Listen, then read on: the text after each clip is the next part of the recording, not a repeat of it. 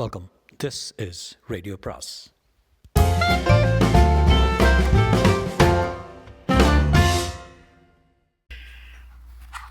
அனைவருக்கும் அன்பு வணக்கம். மற்றொரு சிறுகதை இன்று. சிறுகதையின் பெயர் பூவில் செய்த ஆயுதம். எழுதியவர் ராஜேஷ்குமார். சிறுகதை பூவில் செய்த ஆயுதம், ராஜேஷ்குமார். ராத்திரி மணி 10:30. இனி வீட்டுக்கு புறப்பட வேண்டியதுதான் என்று டாக்டர் ஈஸ்வர் நினைத்து நாற்காலியை விட்டு எழ முயன்ற வினாடி நர்ஸ் சகாயமேறி வேகமாக உள்ளே வந்தார். டாக்டர், என்ன? ஒரு எமர்ஜென்சி கேஸு. பேஷண்ட்டோட வந்தவங்க எப்படி? பார்ட்டி சவுண்டா இல்லை கார்பரேஷன் ஆஸ்பத்திரி கேஸா? பசியுள்ள பார்ட்டி தான் டாக்டர். ஃபோர்ட் ஐகான் காரில் வந்து இறங்கினாங்க. ஃபோர்டு ஐகான் காரில் வந்து இறங்கியிருக்காங்க. ஈஸ்வர் எழுந்து கேஷுவாலிட்டி வார்டை நோக்கி போனார். ஒரு நிமிஷம் நடை. வார்டுக்கு வெளியே நடுத்தர வயதுகளில் 4 பெண்களும் ஒரு ஆணும் கலக்கமாக முகங்களோடு நின்றிருந்தார்கள். டாக்டர் ஈஸ்வர் நின்று அவர்களை பார்த்தார். முகங்களில் செழிப்பு தெரிந்து பணவாடை அடித்தது. சஃபாரி ட்ரெஸ்ஸில் இருந்த அந்த நபர் பக்கத்தில் வந்தார். டாக்டர், பேஷண்ட் என்னோட அம்மா. மங்கள கௌரி குரூப்ஸ் கேள்விப்பட்டிருக்கீங்களா? அந்த குரூப்ஸ்க்கு அம்மா தான் எம்டி. Is it? என்னோடய பேர் வினோத்குமார். இது என் மனைவி உஷாதேவி.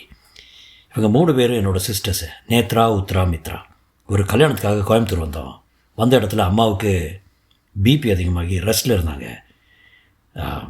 திடீர்னு 15 நிமிஷத்துக்கு முன்னாடி மயங்கி விழுந்துட்டாங்க. டோன்ட் வரி மிஸ்டர் வினோத்குமார், அம்மாவை நான் இப்போவே பார்த்துடுறேன்.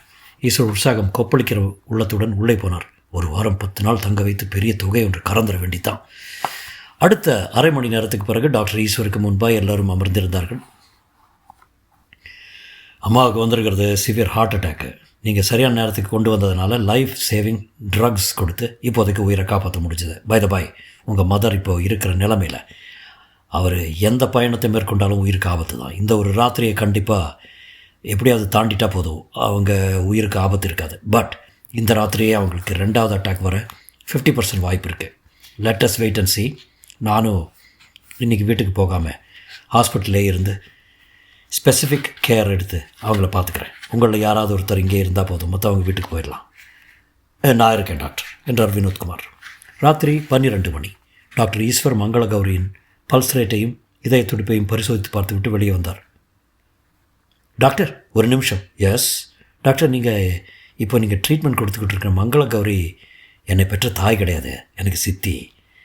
அதாவது எங்கள் அப்பாவுக்கு 2வது மனைவி. என்னோடய சித்தி மங்கள கௌரிக்கு பிறந்த 3 பெண்கள் தான் அந்த நேத்ரா, உத்ரா, மித்ரா. என்னோடய அப்பாவும் அம்மாவும் இறந்த பிறகு கம்பெனி நிர்வாகம் முழுவதும் அப்பாவோட உயிர்படி சித்தியோட கைக்கு வந்துச்சு. சித்தியோட காலத்துக்கு பின்னாடி தான் கம்பெனி நிர்வாகம் என்னோடய கைக்கு வரும். ஓகே, இதெல்லாம் எங்கிட்ட எதுக்காக சொல்லிகிட்டு இருக்கீங்க?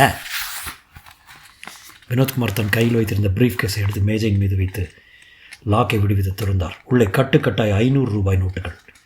என்னது?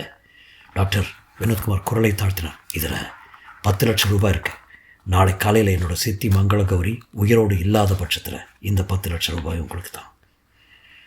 ஓகே, உங்களுக்கு நான் உதவி பண்ணுறேன். 1 மணி நேரம் கழித்து நான் மறுபடியும் ரவுண்ட்ஸ்க்கு போகும்போது உங்கள் சித்திக்கு மெர்சி கில்லிங் இன்ஜெக்ஷனை போட்டுருவேன். விடியும் போது அவங்க உயிரோடு இருக்க மாட்டாங்க. விடிகாலை 5:30 மணி. ஐசி யூனிட்டுக்கு வெளியே கண்ணீர் கண்களோடு நேத்ரா, உத்ரா, மித்ரா காத்து கொண்டிருக்க பக்கத்திலே வினோத்குமார் வாயில் கர்ச்சீஃபை வைத்து துக்கத்தை அடக்குவது போல நடித்து கொண்டிருந்தார். ஈஸ்வர் ஐசி யூனிட்டிலிருந்து வெளிப்பட்டதும் அவரை சூழ்ந்து கொண்டார்கள். ஈஸ்வர் களைத்த கண்களோடு நிமிர்ந்தார். வரவழைத்து கொண்ட சோக குரலில் பேசினார். Very serious condition. என்னால் முடிஞ்ச வரைக்கும் ட்ரை பண்ணிக்கிட்டு இருக்கேன். நேத்ரா, உத்ரா, மித்ரா 3 பேரும் விதவிதமாக ஆழ ஆரம்பித்து விட டாக்டர் ஈஸ்வர் வினோத்குமாருக்கு கண்ணை காட்டிவிட்டு தன்னுடைய அறை நோக்கி நடந்தார். வினோத்குமார் பின்தொடர்ந்தார். வினோத்குமார், உங்கள் சித்தியோட கதை முடிஞ்சது. அரை மணி நேரம் கழித்து அனௌன்ஸ் பண்ணிடுறேன். Thank you doctor. வினோத்குமார் சொல்லிக் கொண்டிருக்கும் போதே ஒரு போலீஸ் இன்ஸ்பெக்டர் கதவை தள்ளிக்கொண்டு உள்ளே வந்தார். Good morning doctor, I'm inspector Rajendran, B1 police station. கொஞ்ச நேரத்துக்கு முன்னாடி எனக்கு ஃபோனில் ஒரு புகார் வந்தது, அதை பற்றி விசாரிக்க வந்திருக்கேன். புகாரா? என்ன புகார்? மங்கள கௌரிங்கிற ஒரு வயதான அம்மா இந்த ஹாஸ்பிட்டலில் அட்மிட் ஆகிருக்காங்க. ஆமாம். அவங்களுக்கு என்ன உடம்பு? Heart attack. இப்போ எப்படி இருக்காங்க? சாரி இன்ஸ்பெக்டர், அவங்க கொஞ்ச நேரத்துக்கு முன்னாடி இறந்துட்டாங்க. ஏன் அப்படி இருந்தாங்க? கொஞ்ச நேரத்துக்கு முன்னாடி 2வது அட்டாக் வந்து இறந்துட்டாங்க. Sorry doctor. டெலிஃபோனில் என்கிட்ட பேசின பெண் மங்கள கௌரியோட மரணத்தை பற்றி வேறு விதமாக சொன்னான். இறந்து போன மங்கள கௌரி இவருக்கு சித்தி முறையாகணும் இல்லையா? ஆமாம்.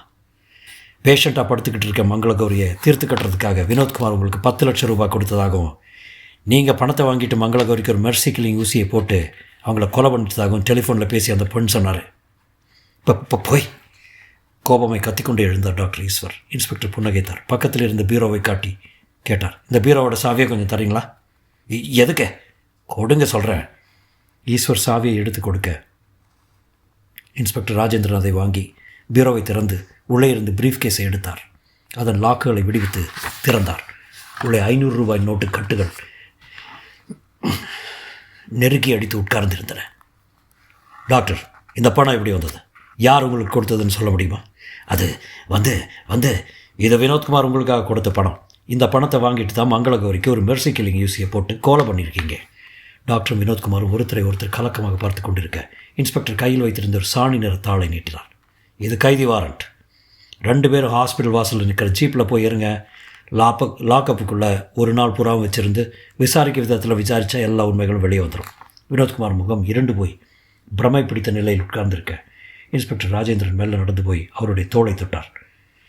இப்போ ஒன்றும் லேட்டாகிடல வினோத்குமார். நீங்கள் தப்பை உணர்ந்து இனிமேல் இது மாதிரியான கொலை முயற்சியில் ஈடுபட மாட்டேன்னு எனக்கு உறுதிமொழி கொடுத்தா உங்கள் சித்தியை பழக்க வச்சிடலாம். எனது சித்தியை பழக்க வைக்கிறதா? டாக்டர் ஈஸ்வர் புன்னகைத்தார். மிஸ்டர் வினோத்குமார், நான் உயிரை காக்கிற டாக்டர், ஒரு உயிரை வாங்குகிற டாக்டர் இல்லை. எனக்கு பணத்தேவை இருக்குதான். இருந்தாலும் ஒரு பேஷண்ட்டை கொலை செய்கிற அளவுக்கு நான் கிரிமினல் கிடையாது. உங்கள் சித்தியை கொலை செய்யும்படியாக நீங்கள் என்கிட்ட சொன்னதோ எனக்கு அது ஒரு பெரிய அதிர்ச்சியான விஷயமா இருந்தது. நீங்கள் ஒரு நல்ல ஃபேமிலியை சேர்ந்தவங்க, கிரிமினல் கிடையாது. ஒரு கொலையை பண்ணிட்ட பின்னாடி அதனோட பின் விளைவுகள் எப்படி இருக்குன்னு உங்களுக்கு தெரியாது. அந்த விளைவுகள் எப்படி இருக்குன்னு காட்டுத்தான் இந்த ட்ராமா. ஒரு நிமிஷம் நினச்சி பாருங்கள். இதெல்லாம் உண்மையாகவே நடந்திருந்தா இந்நேரம் நீங்களும் நானும் போலீஸ் ஜீப்பில் கை விலங்கோடு ஏறி இருக்கணும். கம்பெனி நிர்வாகம் உங்களுக்கு வரணும்னா அதுக்கு பேச்சுவார்த்தை தான் சரியான தீர்வாக இருக்க முடியுமே தவிர ஒருத்தரை கொலை பண்ணுறதில்ல.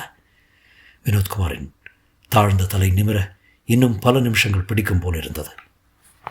மற்றும்